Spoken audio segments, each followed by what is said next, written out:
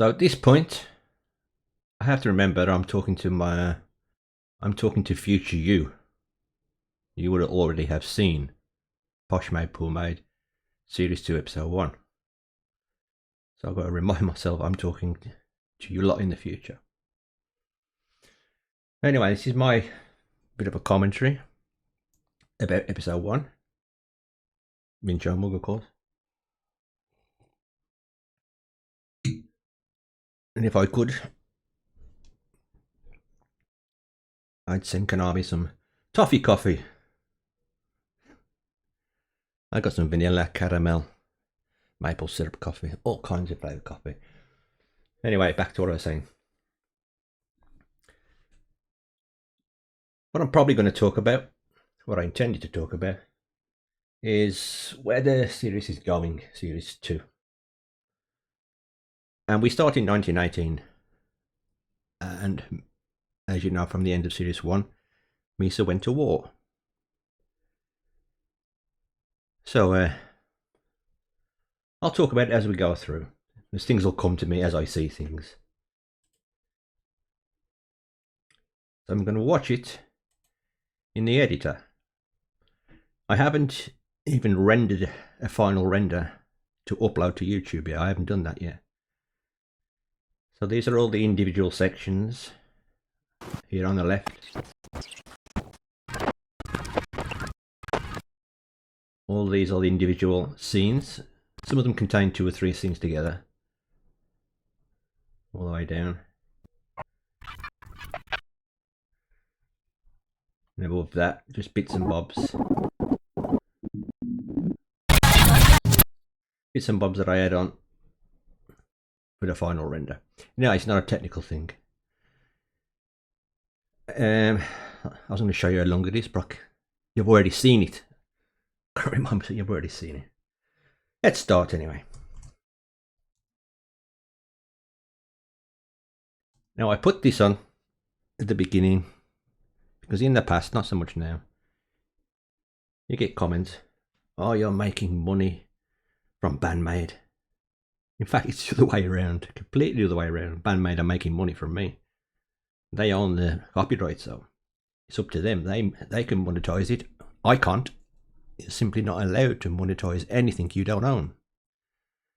A Bandmaid can monetize it, or any other copyright owner of any of the music, and they have to share it.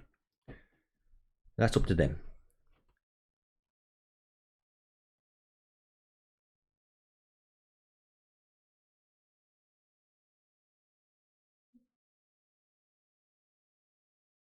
My usual disclaimer.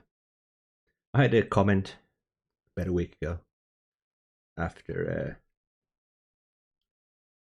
Maids on a Train Part 2. Somebody commented that my content's getting more technical, that I'll be using CGI and AI and whatever in the future. Maybe, but my reply was, the closer I get to real life, the more likely I am to have a lawsuit filed against me.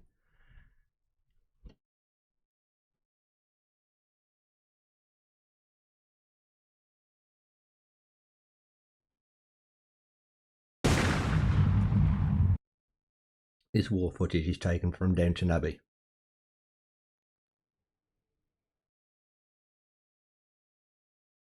Didn't put any sugar in there.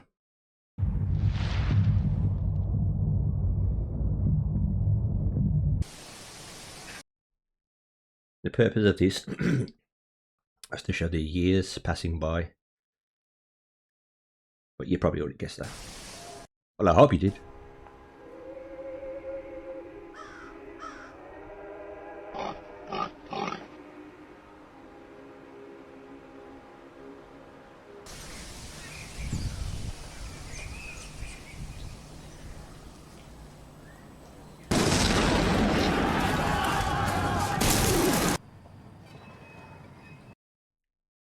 This is Mincho's new barn.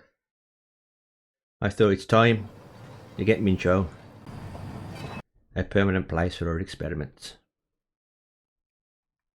But as you know, remember, future, she has a mobile workshop. so she can fix and do things, whatever.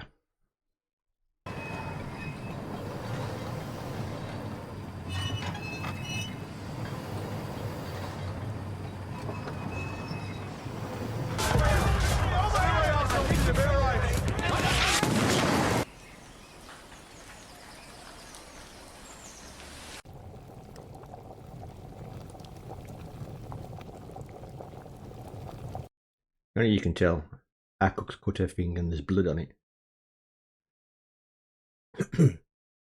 Make what you will of this.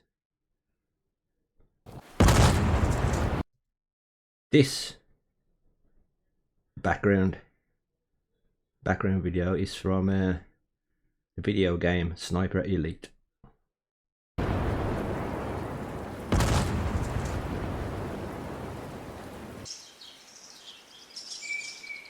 Like his old hair just changed. But of course, you know this.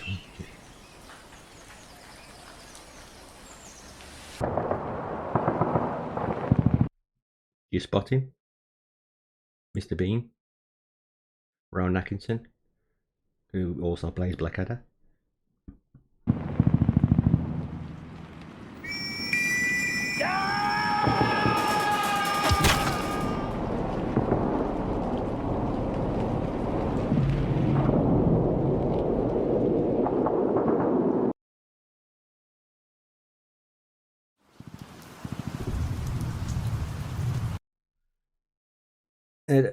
This scene, I always had it in my mind that from the beginning of Series 2 that I would show the end of the war and that Misa would somehow get wounded, which would lead to the other maid speculating that she's not coming back, and would lead viewers to maybe think, is she dead? I mean, if you're a patron, you know. Oh, you knew in the future she wasn't dead because I shared screenshots with you showing Misa in later scenes, so you knew she wasn't dead. But members only who saw the teaser trailer wouldn't even have seen this bit, so they'd have no idea. But first time viewers would have seen Misa lying there and thought, oh my god, what's happened to Misa? Whereas you patrons would have known. So members, join the Patreon, Band of Maids channel Patreon, and you will see inside info, sneak previews and stuff like that.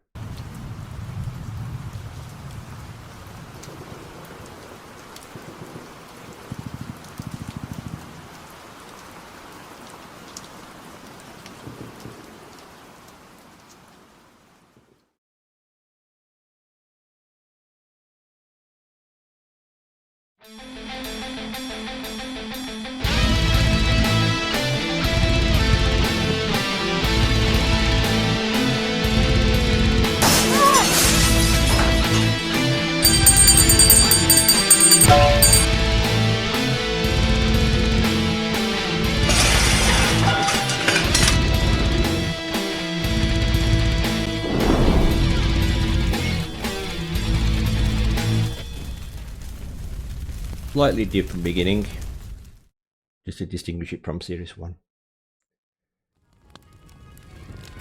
Now the reason I started here, I don't remember. It might come back to me.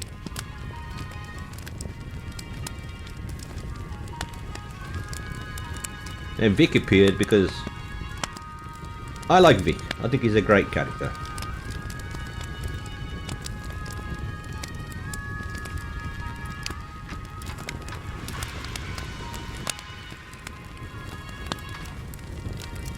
The man who's selling noodles, he may have a more prominent role in the future. But just for now, he's the silent Asian man.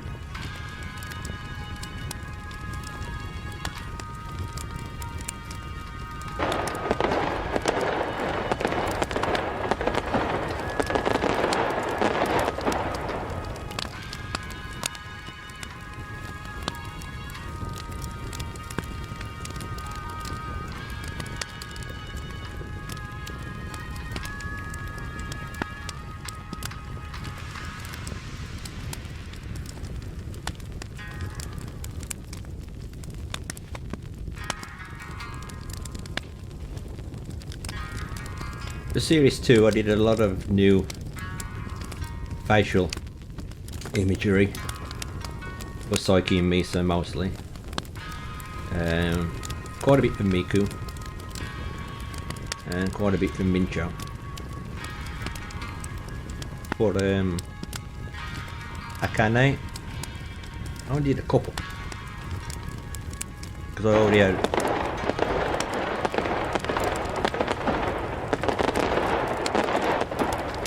already had good images, good screenshots of Akane.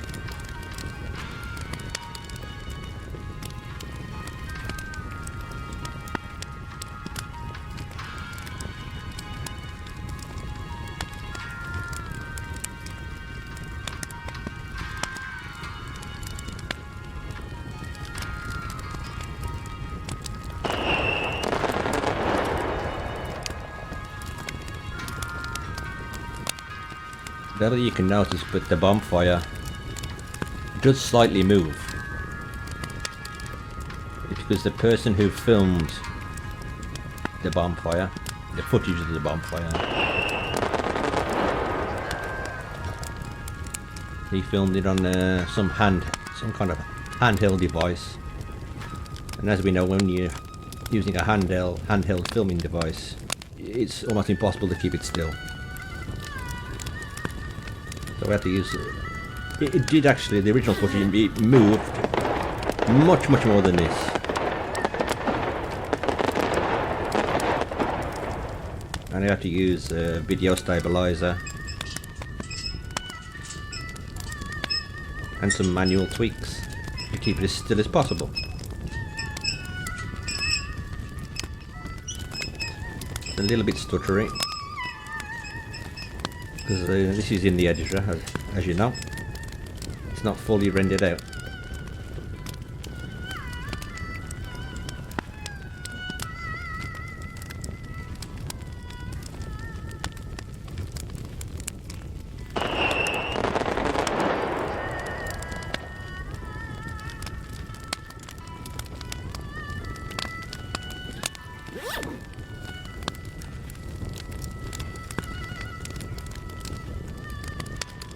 Pick is just oblivious to offending people.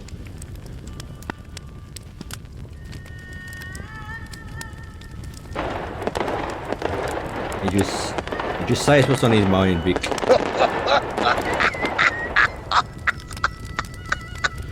The world is a simple place for Vic.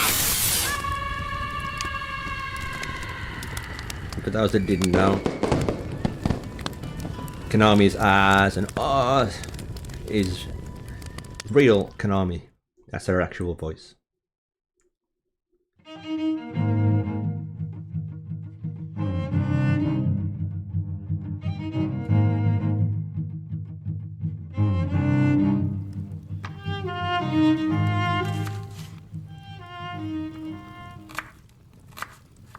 Notice the kitchen has changed a little bit.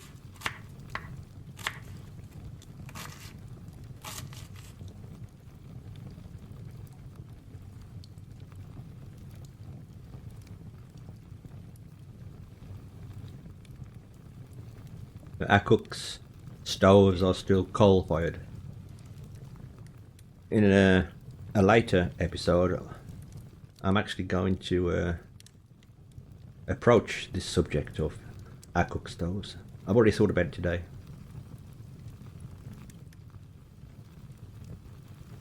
Is that the stoves are probably going to be converted to gas, and Akuk's not happy about it.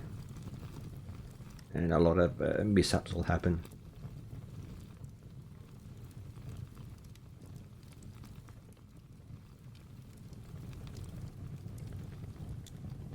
Notice how Mincho looked down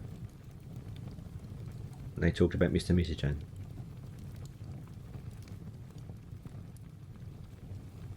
We haven't heard from Mr. Misa-chan.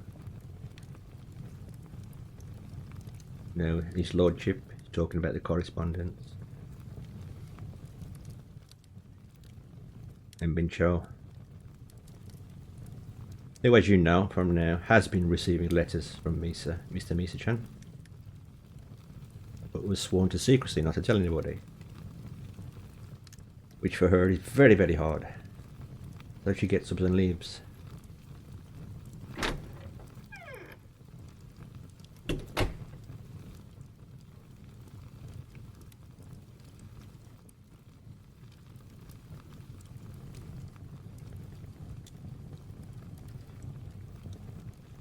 Newspaper is real. I just changed the title of the... Did I change the title? No, it's the original newspaper. Back page is just random adverts.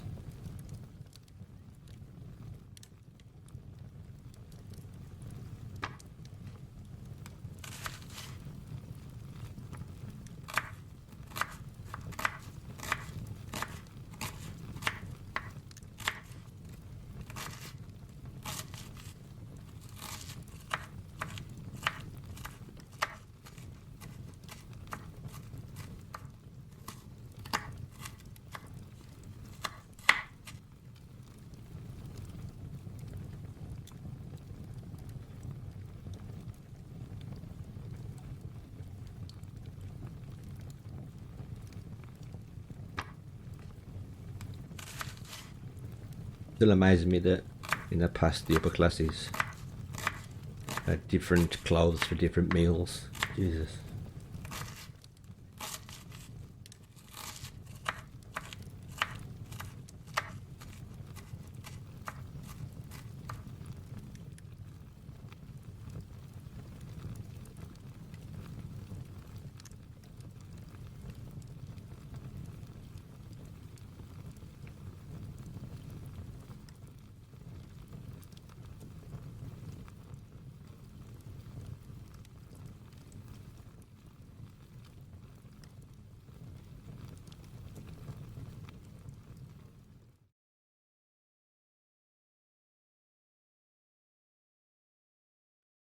Spanish flu killed more people than what died in World War One.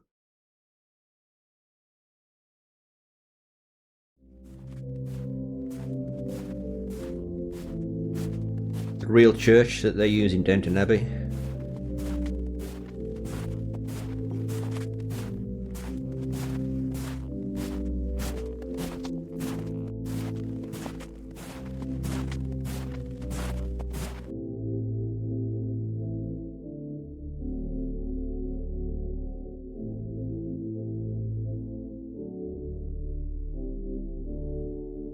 Suppose you all know the song that's playing on the church organ. It should be listed in the copyright claims on the video. It's not listed as Led Zeppelin, but the content claim... Jesus, Vic. The content claim says uses the melody of... So Led Zeppelin still get paid because it uses the melody of Stairway to Heaven.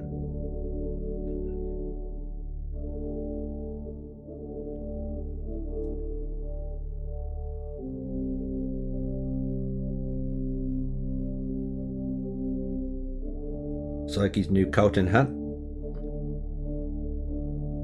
which is a good chance she'll be using throughout the entire series. There's people of moderate means in those days. They couldn't afford a wardrobe of clothes.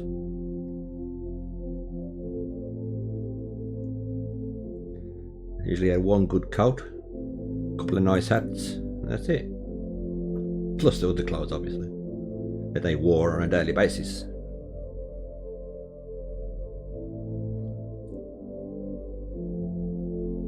If you think there's any significance about the gravestone, no. That's a real gravestone that's there at the church.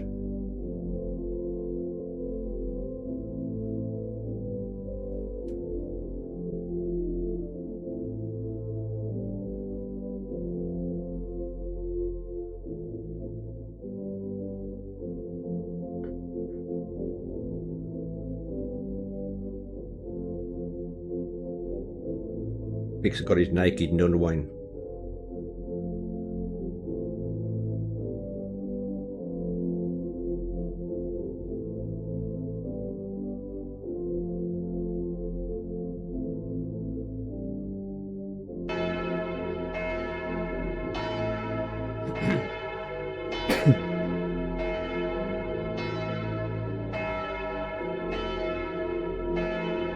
And I have changed Vic's the way Vic laughs. I'm pausing it because the church bell's loud.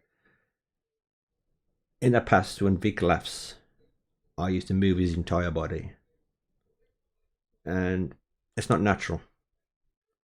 When somebody laughs like that, it's only the upper torso that moves. So for the future Vic's, I've cut him in two. So when the edge is in two pieces, and only his upper torso moves when he laughs.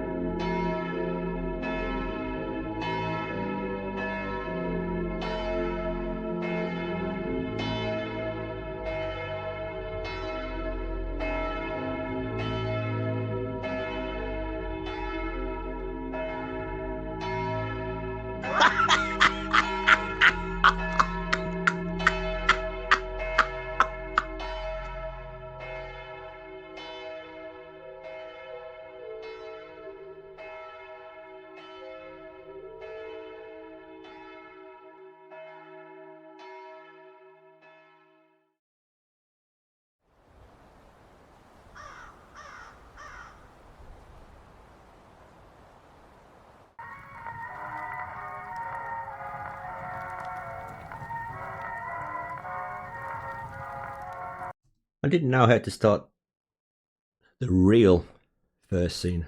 I'm doing quotes with my fingers. I had quite a few ideas, which will come to fruition in later episodes. But I thought I'd start it with something that came to me at the last minute. If you look at the newspaper, the picture is real, but everything else is just made up. Windmills make you pregnant. And what did that one say? I forgot what I wrote. Immigrant bananas taking our fruits jobs. I just thought Gabato looks so funny in glasses.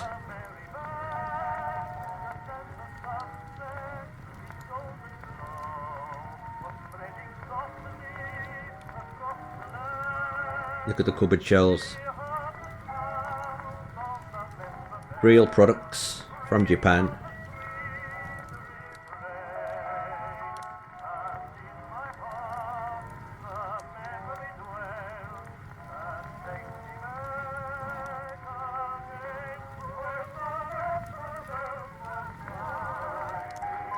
Gabato's innocence is just a dream to work with. She sees everything with rose tinted glasses. The whole world is amazing for her.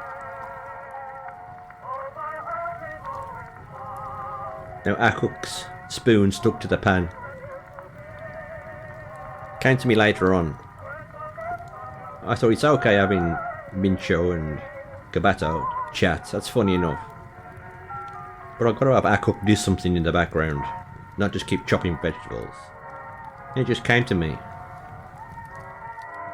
Stick the spoon to the pan.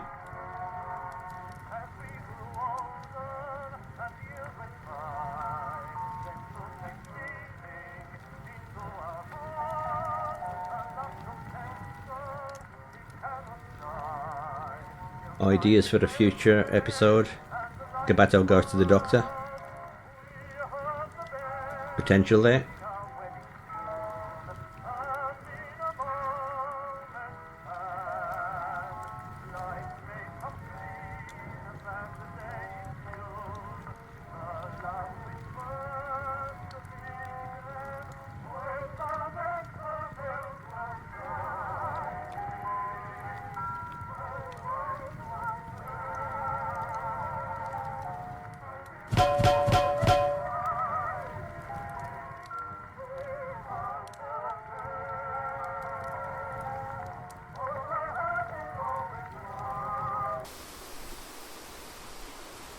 Because all these images of the house are real. That's the real Downton Abbey, the real house they use in Downton Abbey.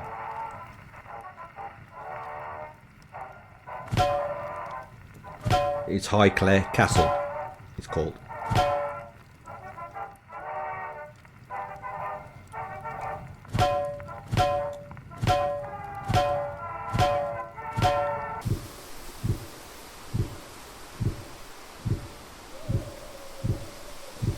A cook getting angry.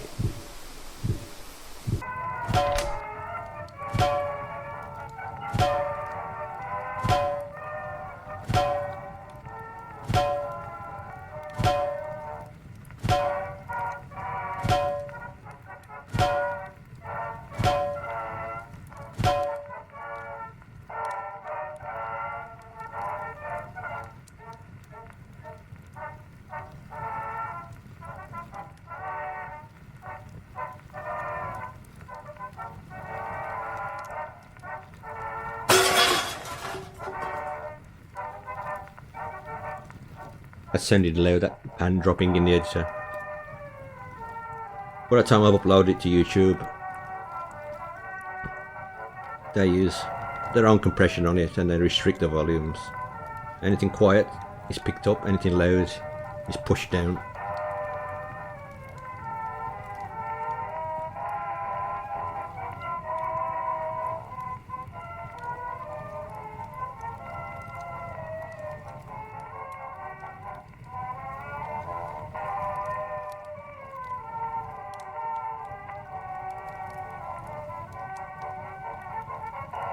Music also sounds loud. It does now because I'm listening through headphones. My headphones are very high quality headphones. Everything's crystal clear.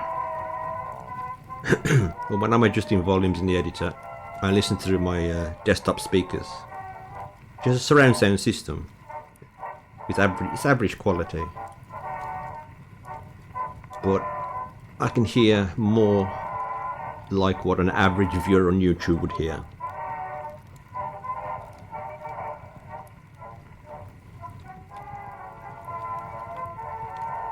Same when I'm rendering or making the video. I can make it in 2K, double resolution. There's no point.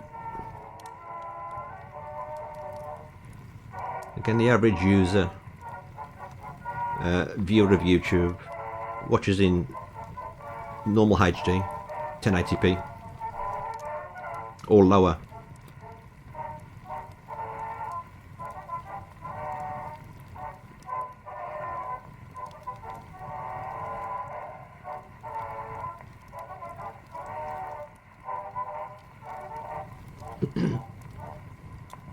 You notice the suitcase Misa's got?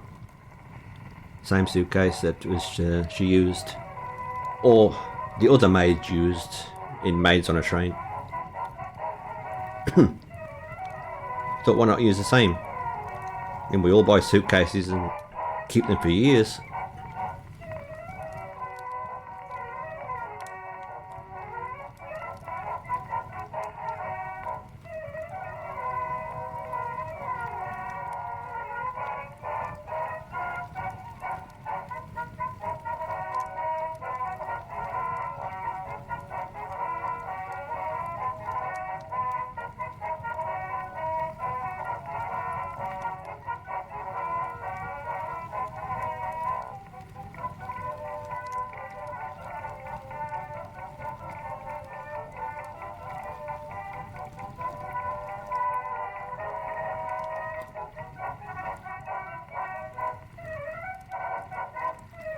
In this series, Misa's hair has grown long.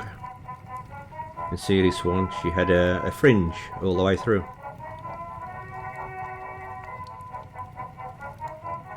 Kabato's hair has changed a little bit, but obviously in real life, she keeps it the same more or less.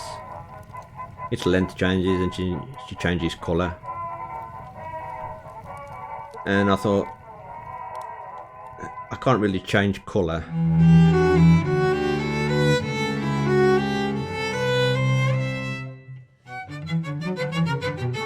Can't really change colour of her hair in this era, unless it's some sort of mishap. These two characters here, I have a good feeling they'll be appearing again, every now and again. They're based on a comedy duo from the 1950s. Dudley Moore and Peter, I forget his last name. You know Dudley Moore as he played Arthur in the film, the original film Arthur, and Arthur 2 on the Rocks, is he called? And he was the original Arthur. And they did a lot of just chatting to each other on camera. All in black and white back in the 50s. And it was funny. They started on the radio.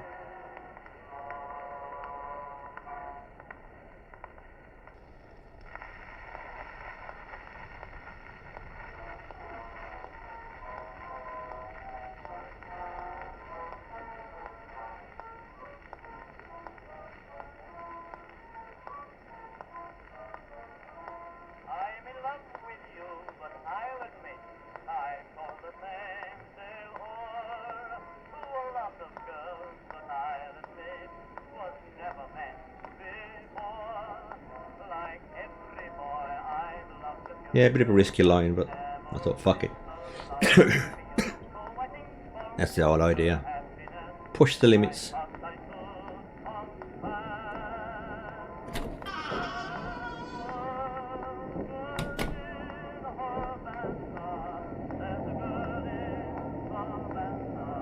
Actually a penguin driving that car.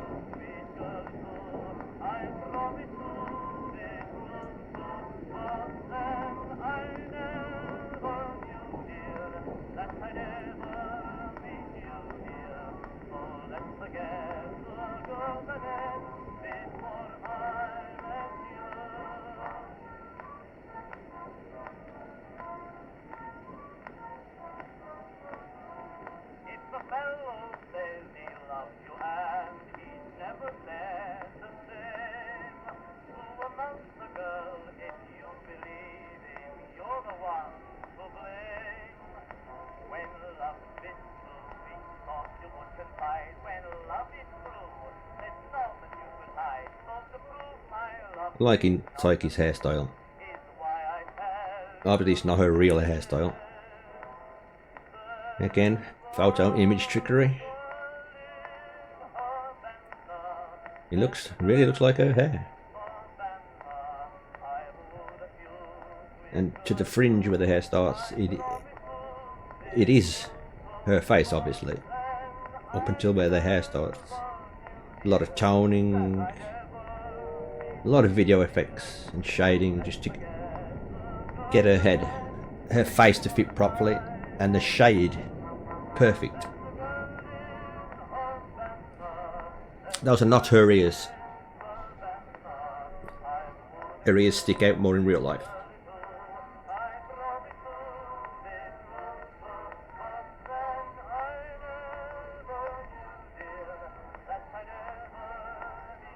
And she's going to mention the Countess in a minute.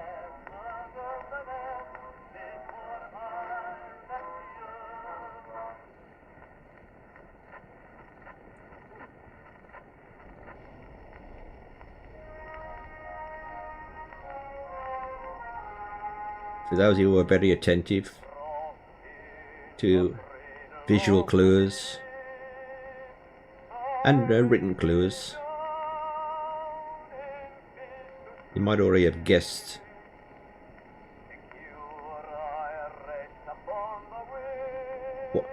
who the Countess is.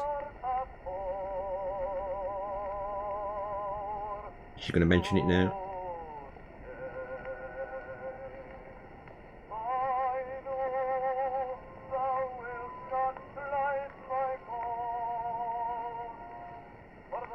It took me a while to find that. Simply had to go to YouTube and look for it.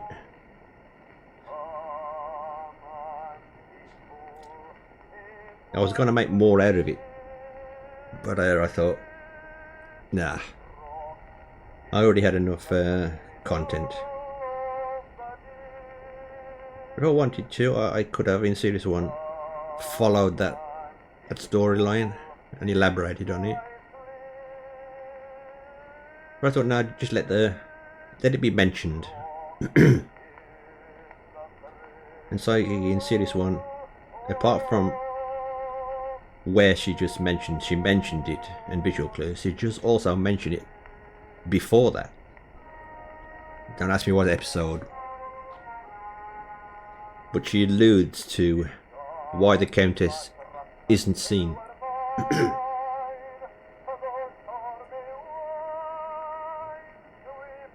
You think you know? Well, drop a comment.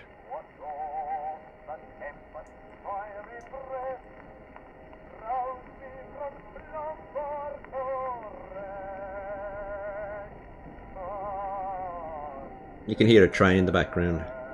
That's because in my mind and in this fictional place, the train station where the maids got on the train for Maids on a Train is very near to here, so they can hear the trains. That's just a random bloke in the background, nothing special. I just thought I needed somebody to walk past. Make it look like people live there.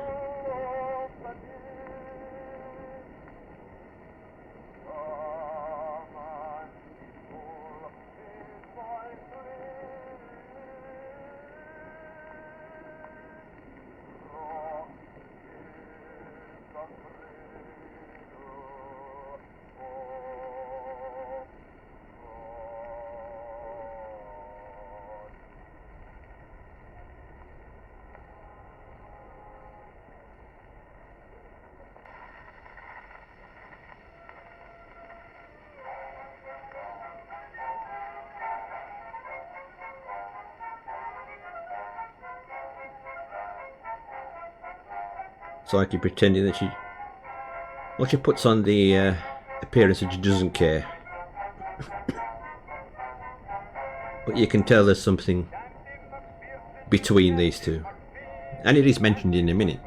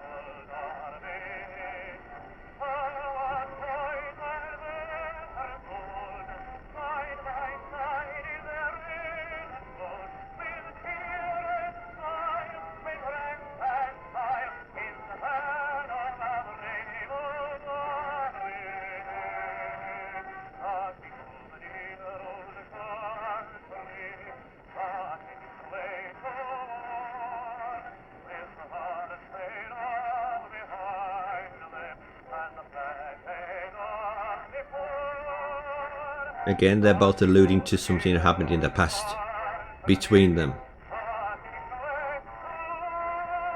And in Maids on a Train Part 2, Akane Akuk talks about this, that there's something between these two, but she doesn't know what it is. There's a past, there's a history between them. And in future episodes I will get into it. I will show what happened in the past and why is there's this atmosphere between them.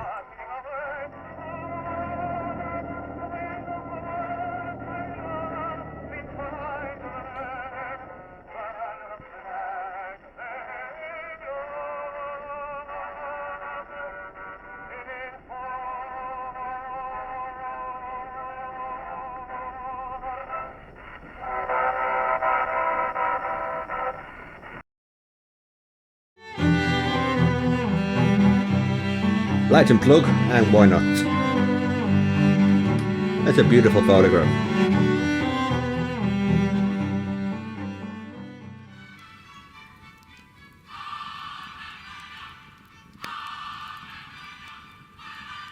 And the lady maids.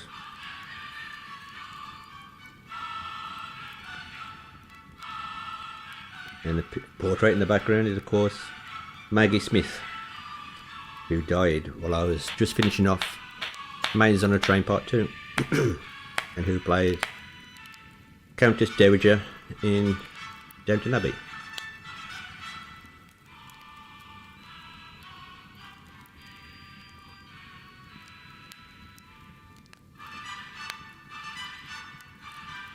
In this scene I wanted to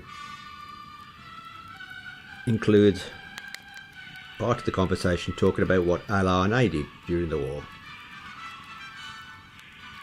But during the course of the conversation, the way it flowed, I just couldn't quite get it in properly. So I thought, I'll let it lie until an episode in the future. And we'll find out what Alana did. Because she didn't go to war. She stayed at home, but she did help. But she helped in her own way that nobody's aware of. That's what I'm planning in my head now. And that will be explained in a future episode, what she actually did.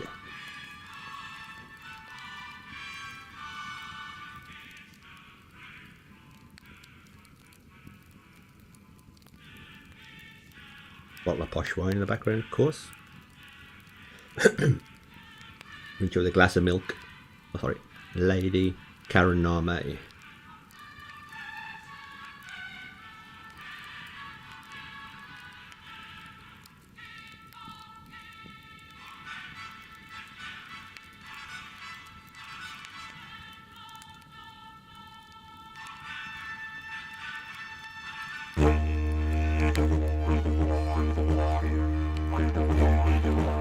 Yeah, I thought the cat had suffered enough. There wasn't much of the cat left that I could damage. That was time to bring on something else I could trash, burn, rip to pieces. Yeah, and that photo is Misa's face, the Mona Misa. And the portrait on the left, you'll recognise this. It's been through enough films.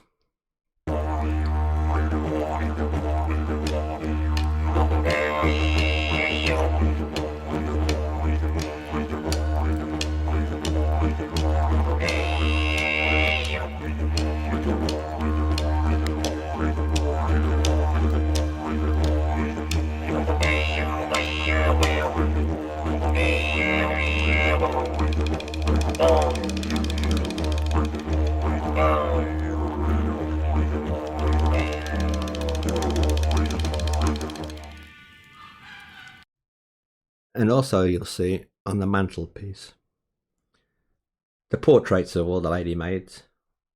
One of Grammy, of course, on the far left. The bust on the far right. You watch previous films, Maid films, Band Maid films, you'll know this bust. It appears in at least a couple of films. And the ship on the left, far left of the mantelpiece, that has also appeared once in one Band of Maids movie. Yeah, I bet you can't guess which one.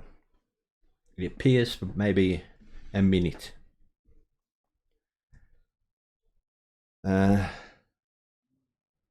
It's the Band of Maids film. It's not set on Earth.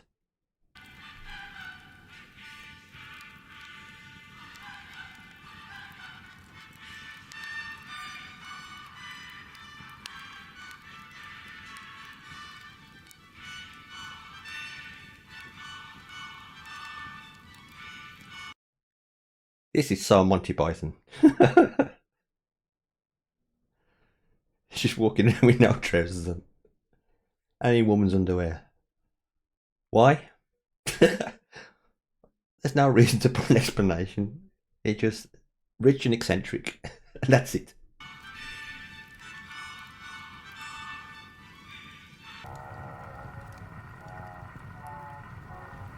Yes, it is a real German helmet. World War One, which I've explained to my patrons on my Patreon page. The spiked helmet, the Pickelhauser, the Germans used in 1914, 1915. In 1916 they abandoned it they abandoned the helmet with the spike because it had no purpose. The purpose of the spike was to deflect a sword blow directly to the head from a downward strike. And of course, in World War One, guns were used more than swords, and a spike couldn't really stop a bullet. And my throat's getting dry, so I'm gonna go and make myself a drink. I'm just gonna let this run.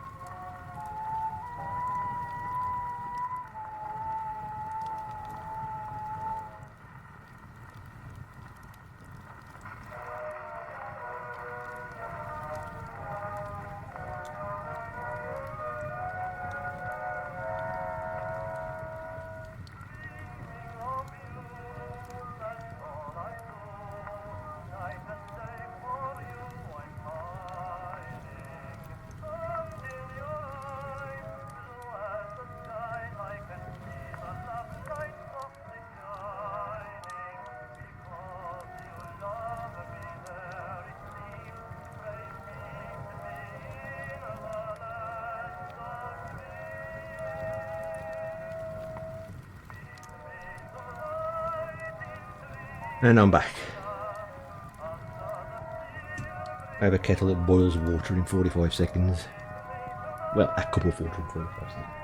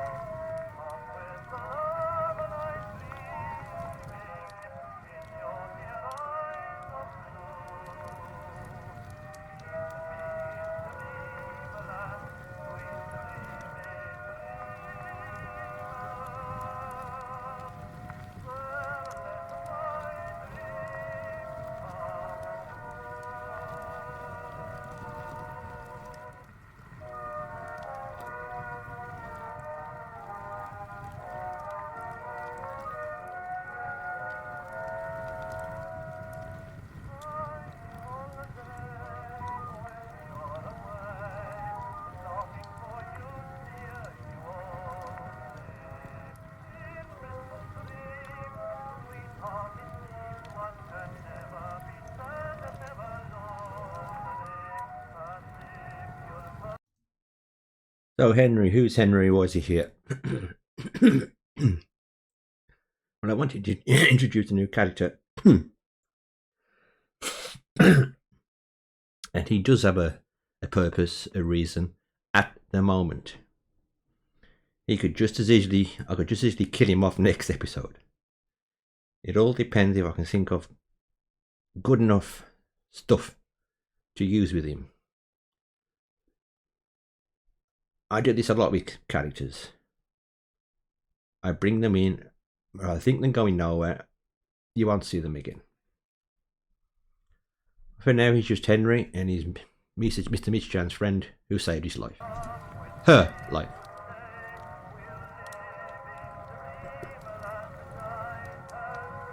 This conversation, Gabato Mincho, just comes naturally to me. Because I know these two characters so well, and the repertoire they have with each other. Student and teacher. Mincho always advising and helping Kabato with things. And Kabato always willing to try anything to help Mincho. And she looks up to. And Mincho can't believe that Kabato looks up to her.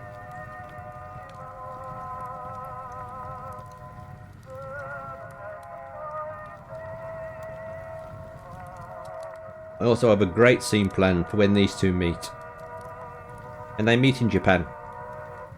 At the port when their ship is leaving.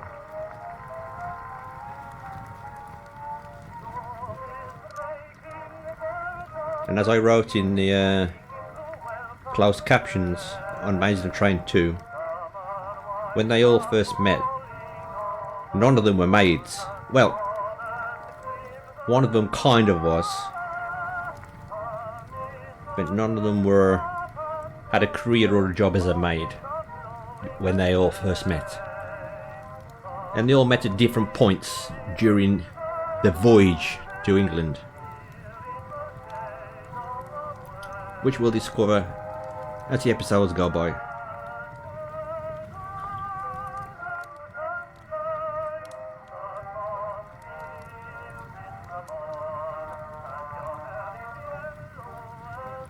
Real Japanese knives. They cost about $29.99 on Amazon. That's where I got the pitch from.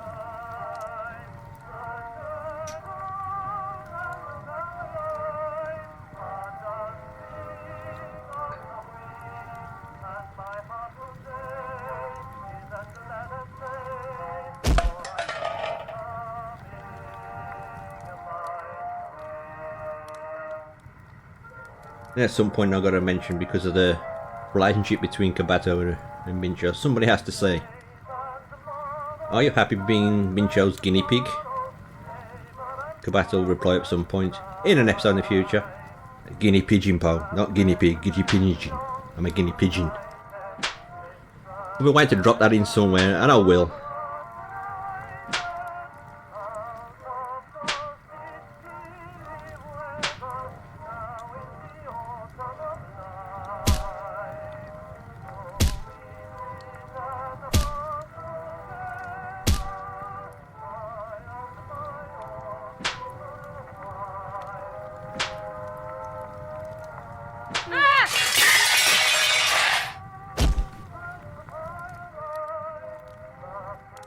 Real signature of the composer.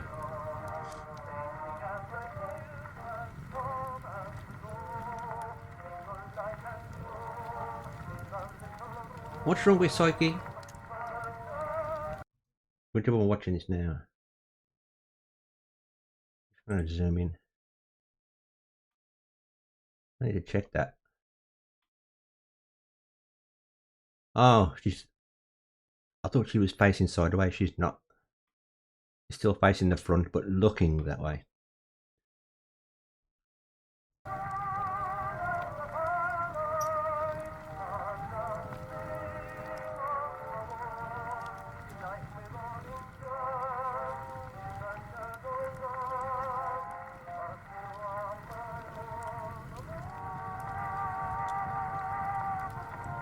Now she turns sideways.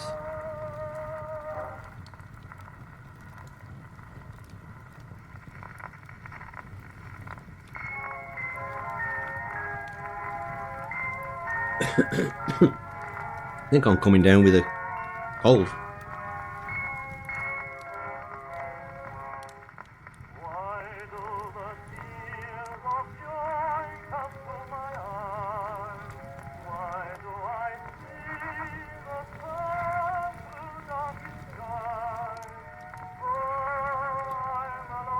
I love our cook's attitude.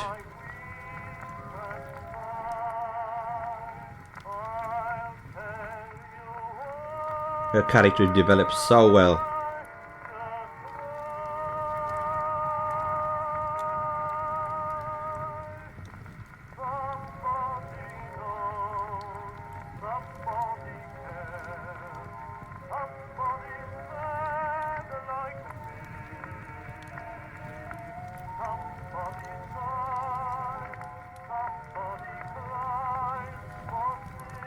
Also having Henry here,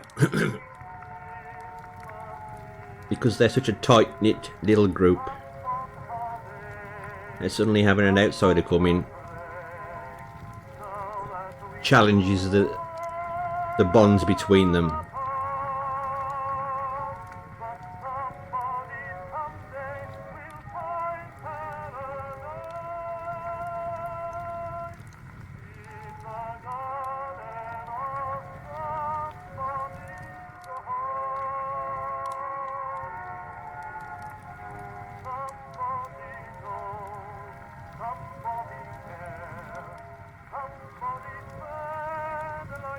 Henry's better tell you a true story.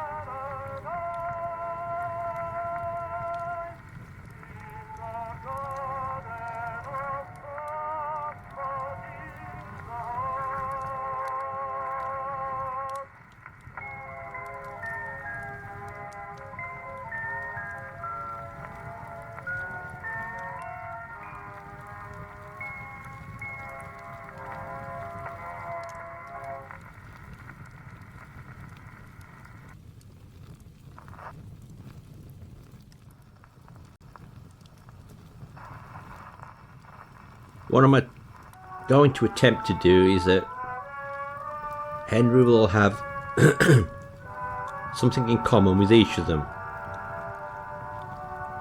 even just a little bit.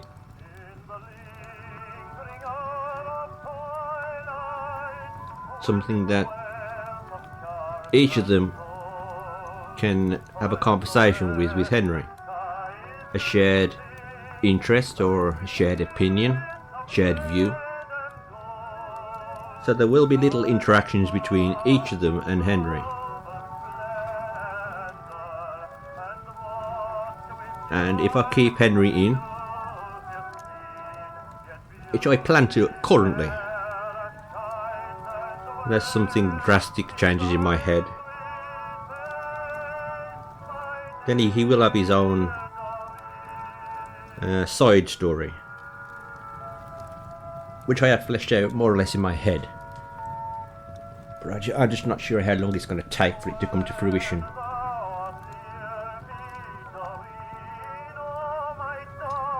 And of course Clive is another new character. Clive won't be in it so much, but I just thought it was funny.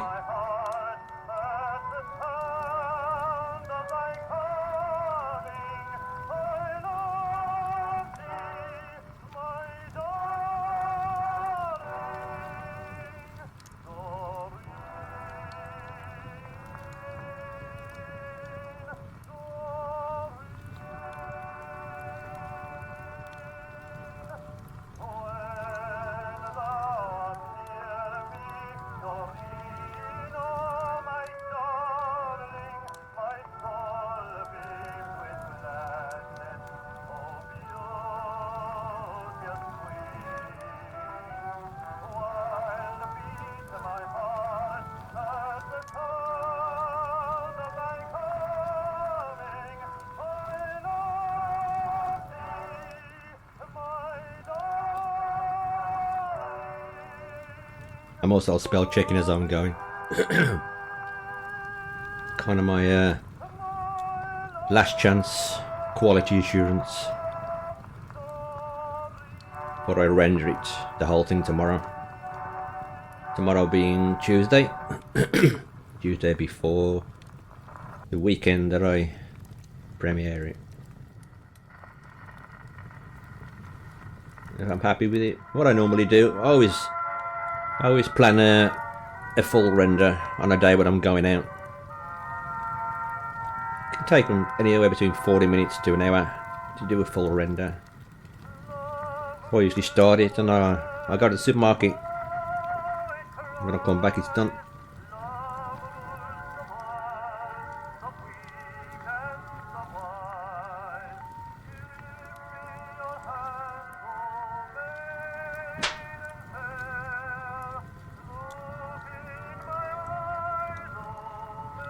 I could wishing she never said that.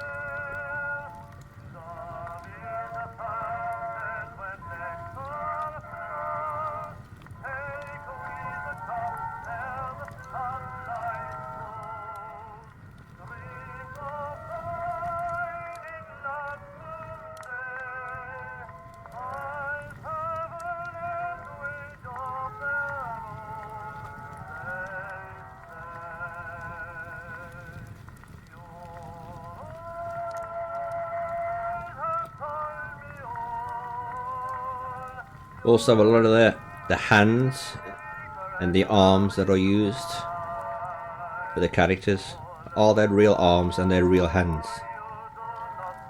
If I can find them in a pose that I like, I will use their actual body parts. But of course, there are some poses, hand poses especially, that I can't get them doing.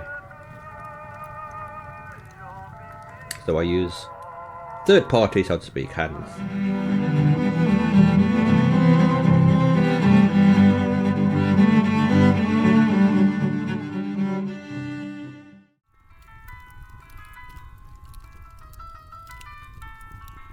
Grammy wasn't planned to be in this episode. But I thought, with Misa coming back, and with Grammy and Misa having such a in-depth conversation before Misa left, it's only fitting that Mr. Misa-chan goes to see Grammy when she comes back.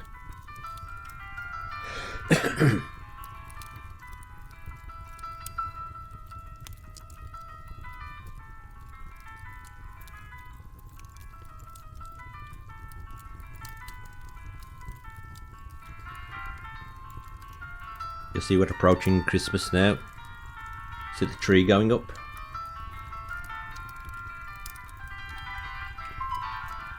Anybody notice the album cover over the mantelpiece? It's not an album, it was what do you call it? A CD. A CD cover.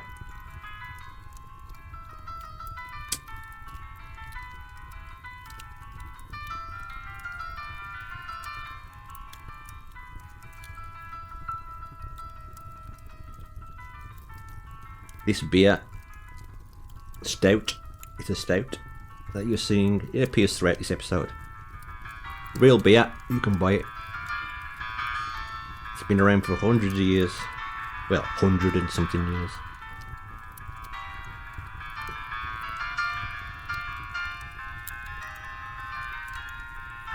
I always try to use authentic props. Unless something calls for a stupid or outrageous prop, like naked and done on Posh Wine. Then I'll just make it myself.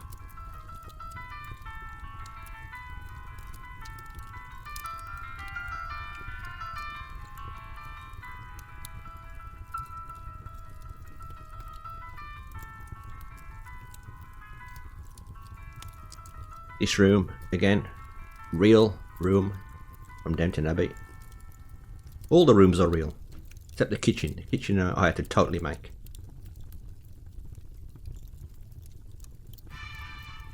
Oh, the kitchen. The corridor outside the kitchen. and the yard outside the kitchen. I had to make them. I couldn't find any photos of those places.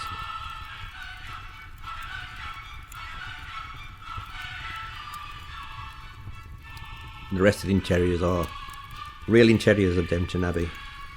Highclere Castle, I should say, which is the real Downton Abbey, where they film it.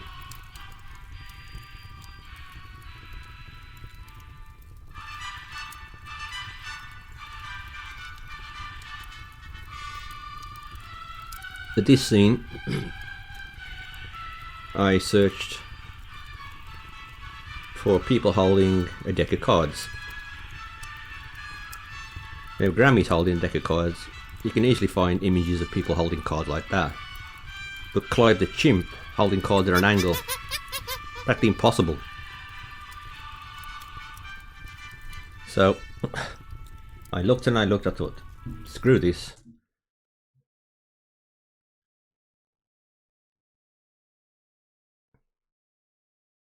So I bought a pack of cards. Simple this way. I bought a pack of cards. And just took photos of my own hands.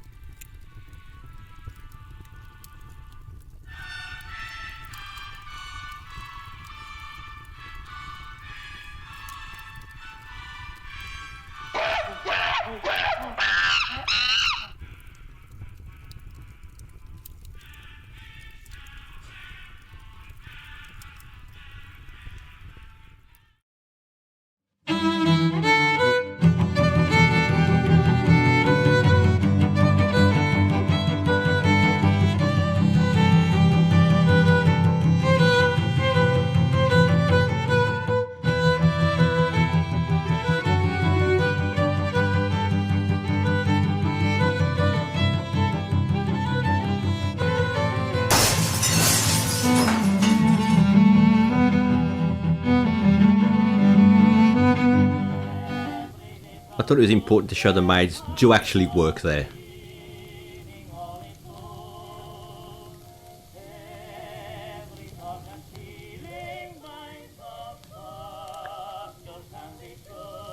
This was a late addition to the episode. I just thought this would be funny.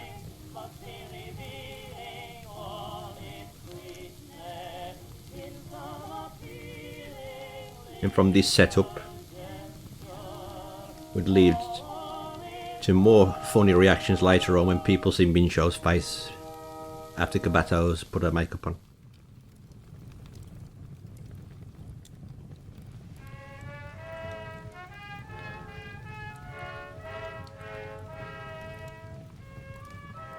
Kabato always has the best intentions, but it just always work out right. And she never gives up.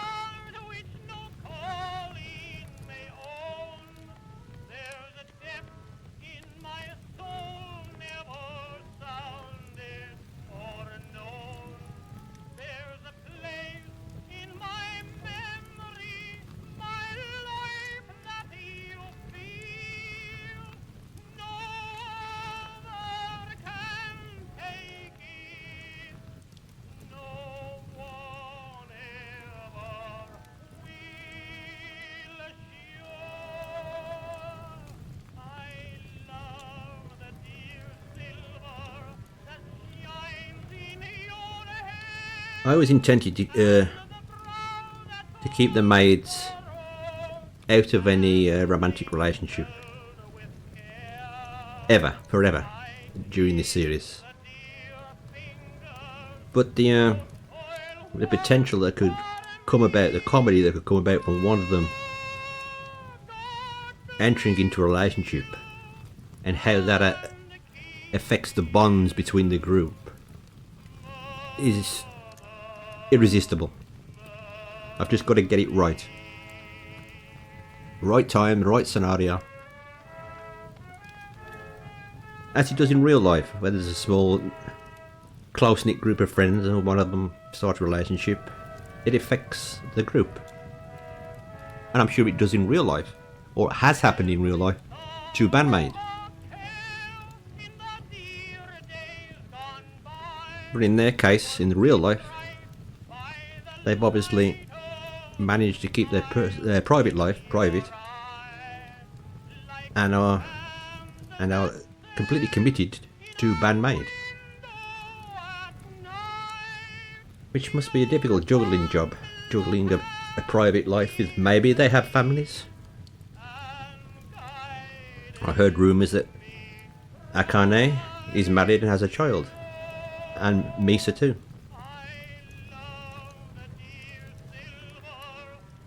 Konami, I don't know, I think she's just in love with her life and music. Can't say for sure, obviously.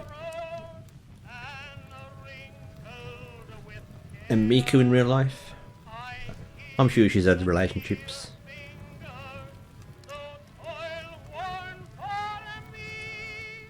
Saiki, the same. I'm sure she's had relationships. I mean, she could.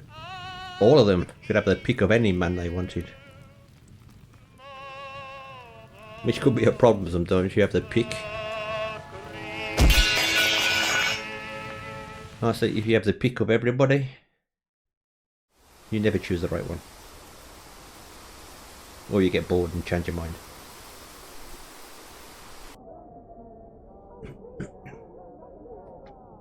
Brendan O'Carroll, also known as Mrs. Brown,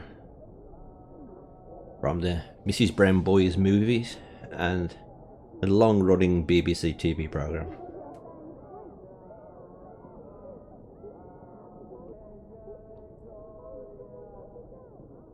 I don't know if any of you have ever seen the Mrs. Brown Boys series. It started about 8-10 years ago on TV, and she plays a mother of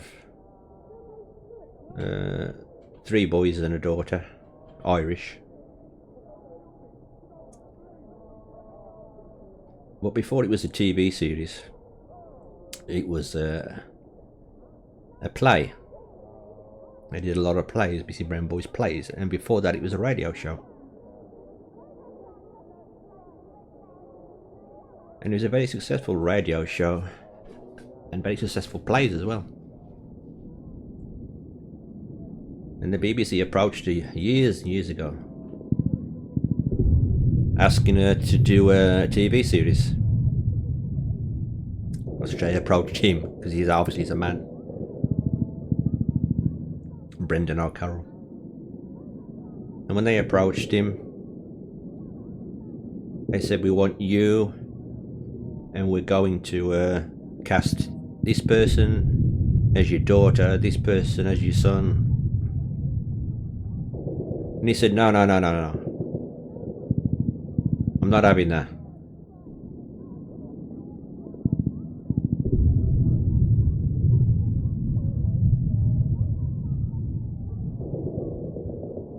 Because all the cast, all the members, not all of them, but the main members of cast in the Mrs. Brown Boys TV show and his plays are all his immediate family. They always have been, and he refused to have anybody else play their parts.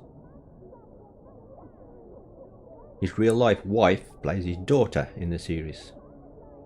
His real life daughter plays his daughter-in-law.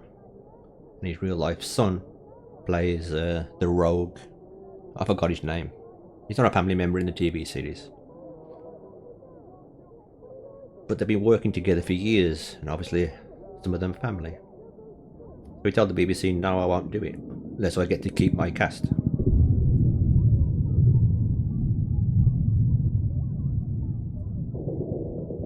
And he was approached by an American TV network, and they wanted to change the family from being Irish to being, I think it started with Italian or Jewish. And he said, no, I'm not doing that either. So he refused to do that. Eventually, BBC gave in and said, okay, have it your way. And became a very successful TV series.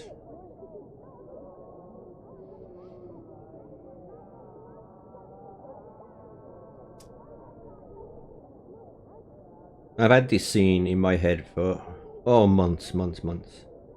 Long before I started Maids on a Train Part 2. Could well be when I was starting to make Maids on a Train the first episode. It's been almost the beginning of this year that I've had this scene in my head. I thought, what if you put the maids into a speed dating situation? I thought that would be so fucking funny. And I didn't plan to put it in this episode. I thought I'd put it in a later one. It just slipped into the storyline effortlessly. So I thought, right, I'll do it. I'll put it in here. This is one of the reasons that this episode is as long as it is.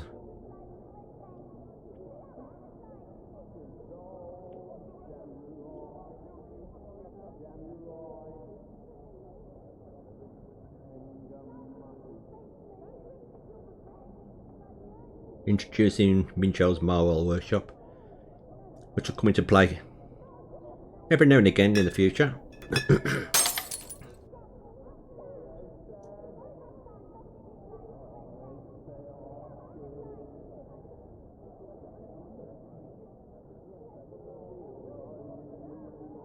Here I noticed much later after doing this that Mr. Misa-chan's tankard is a little bigger than the ones underneath the bar. I thought, fuck it, I'm not changing it now.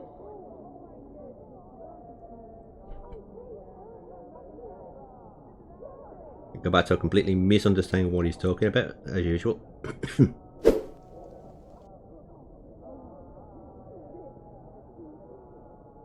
Psyche, the etiquette queen. Her attitude here kind of ties in with her backstory, which you'll find out, as I said, in a future episode.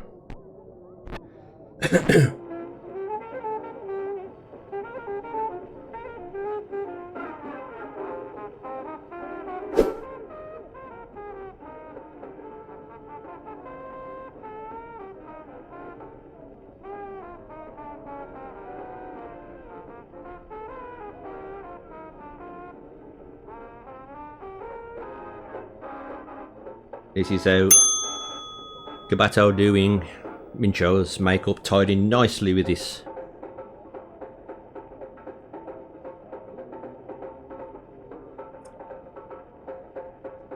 As with every era, the old folk always saying, what's this bloody new music? It's rubbish. It'll happen forever. Forever and ever. The good old musical songs, which I obviously completely made up.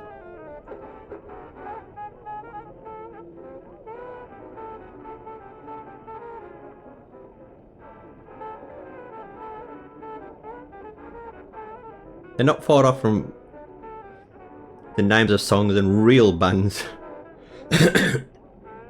Not quite as crude as I've made them, but...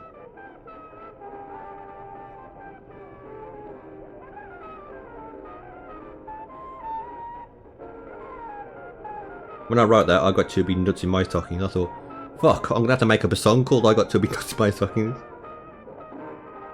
It took me a while to work out some lyrics for this completely fictional song.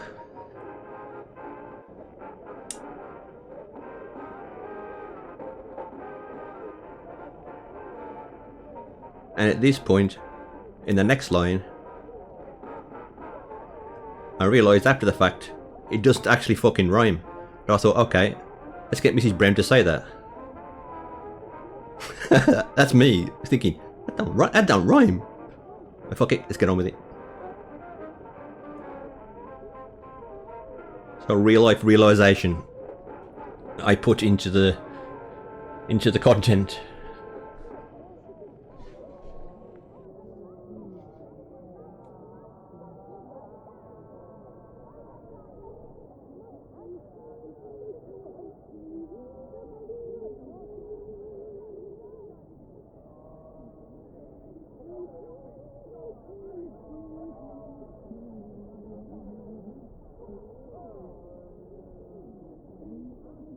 Is an inside story for you, inside the scenes. This bloke here, he was in Maid's on a Train too. He was sat at the station. He was Eggman.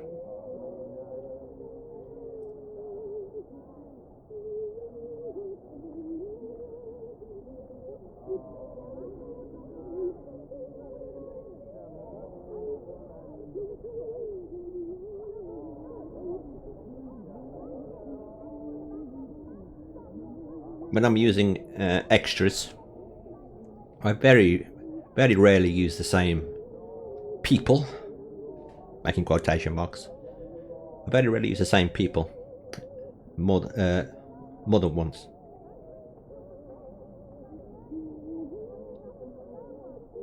They'll all be new and unique each time. There's a background character or something.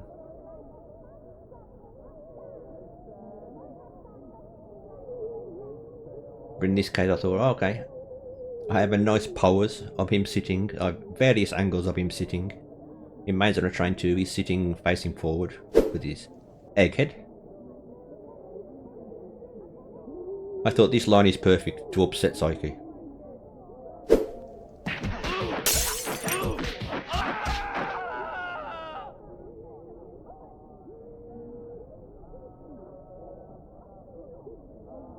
Means you're pointing at the obvious.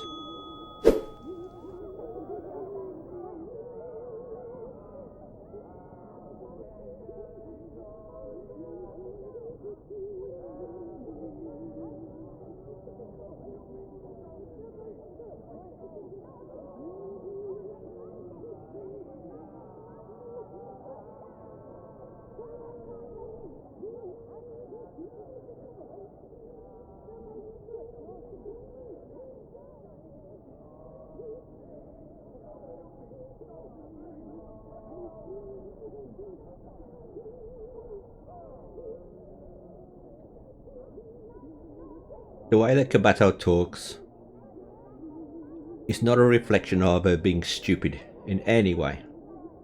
I portray her character as being very intelligent, multilingual, kind of. But the way she speaks is not babyish either. It's more of, she's so innocent. She tries to cram so much into her life, so much information, that she just gets things wrong. And she loves talking about herself and her experiences. That's why this scene was brilliant for her.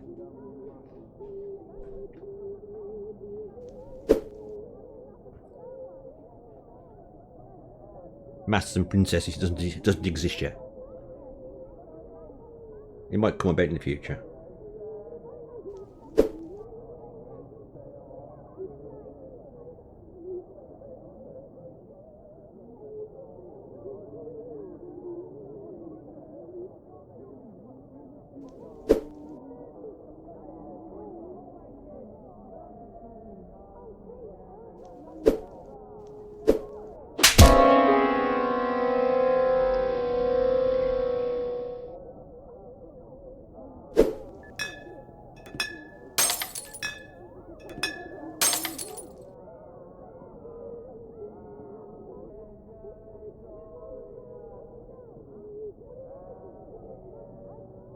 Yes, this is a Dr. Jekyll. Dr. Jekyll, Mr. Hyde. I think I was playing that video game set in Victorian times when this came into my head.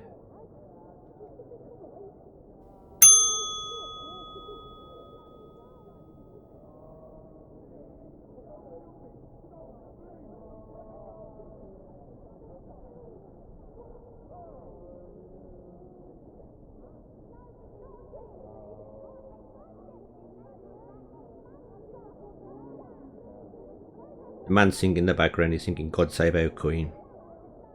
Obviously drunk, because he's the king now.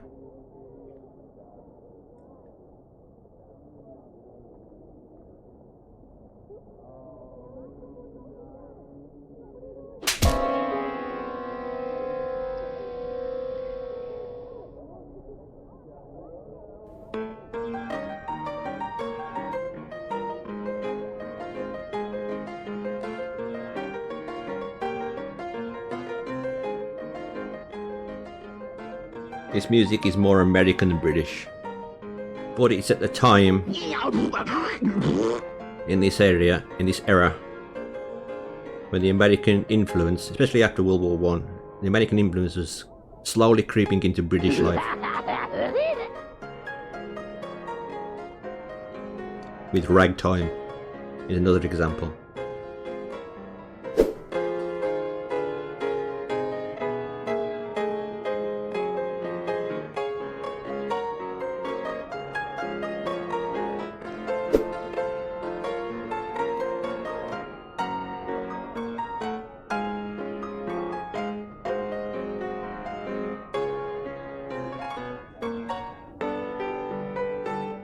He's mixing up beeswax polish with bees, honey.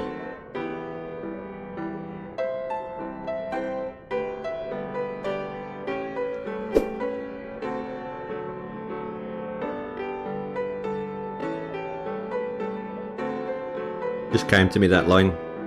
I thought it's something Kabata would say.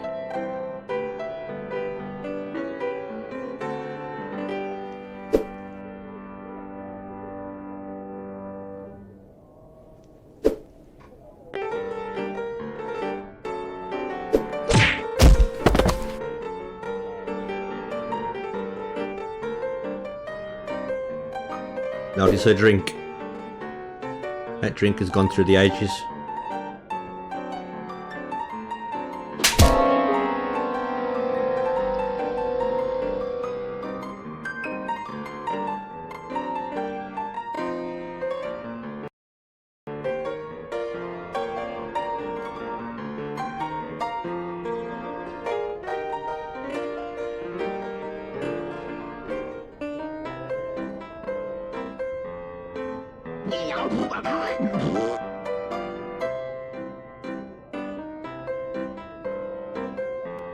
The Dr. Jekyll Mr. Hyde head is taken from, I had to buy the DVD of Carry On Screaming to get the images.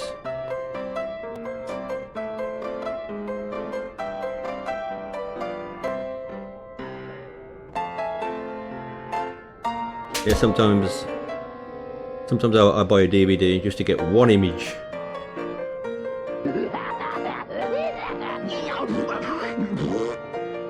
One frame from a whole DVD.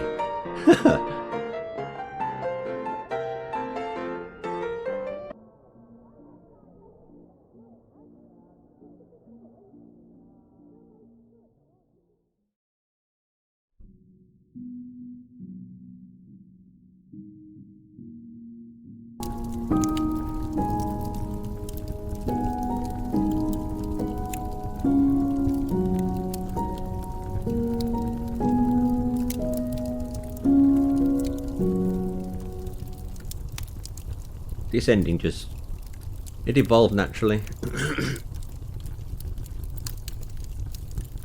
Fire sounds very loud in my earphones, in my headphones. But when I was making it and listening through the desktop speaker, it sounded just fine.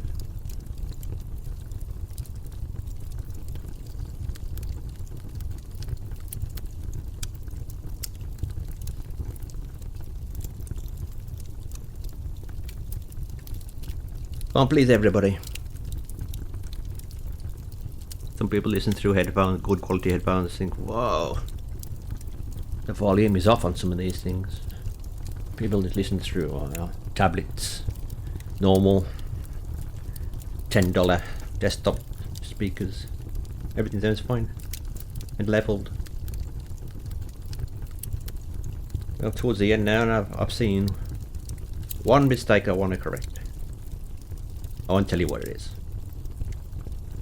It means me going back 1, 2, 3 renders to get to the individual image that I want to change. And I have to render that whole scene, compile it with 3 other scenes, and then put that into the main render. All for one little fucking thing that you probably never noticed, but I'm not happy about, and it'll bug me. It'll fucking bug me. I can tell myself now, don't bother. He'll be fine. And I'll do it tomorrow. I know I will.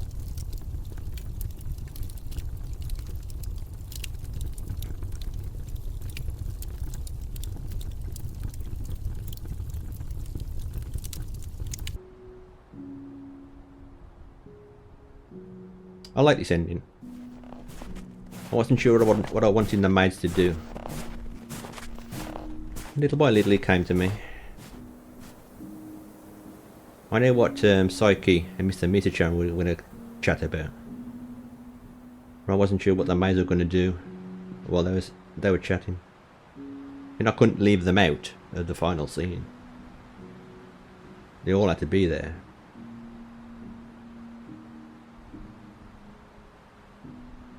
That's the back, the rear, again of the real house.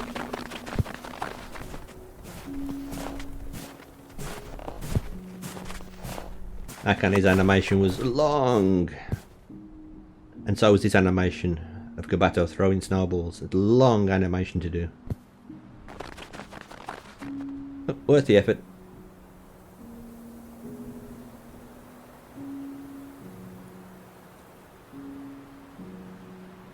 You can see the icy air as well moving above them.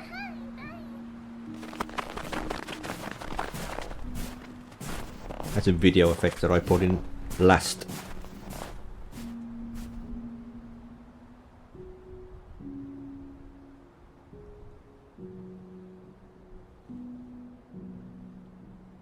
I like the ending because it's closure. It's kind of closure between these two characters. Of course they will have ups and downs as the episodes progress, but this is a nice ending, a nice closure for these two. They have almost been at each other's throats throughout this episode.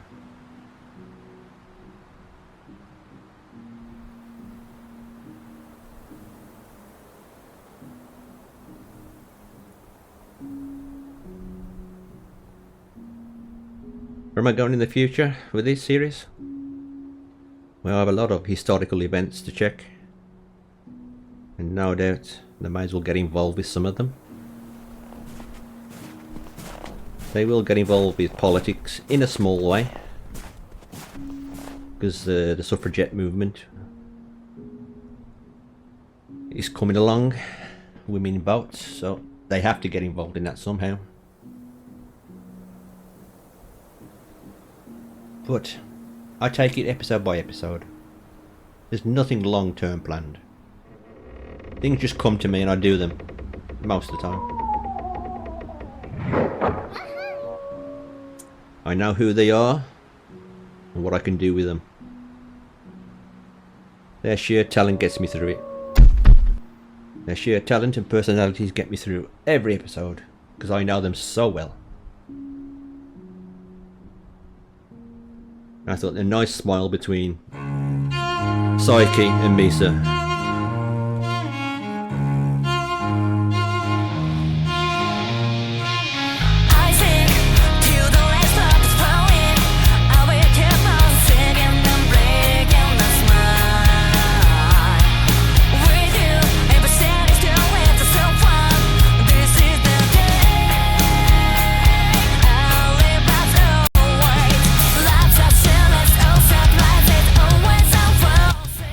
There we go.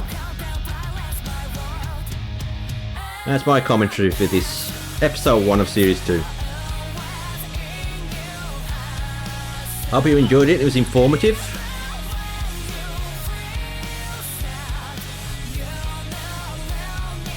And there'll be a lot more fun to come. That I can guarantee.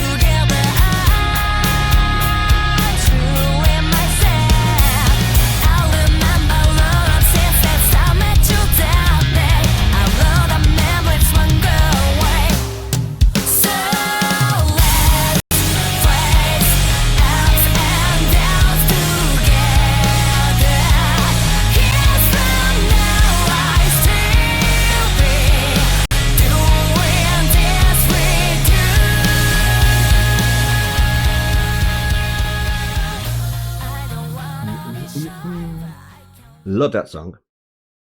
Thank you for watching, future you. And I'll see you all. I will have seen you at the premiere. Fuck, this is confusing.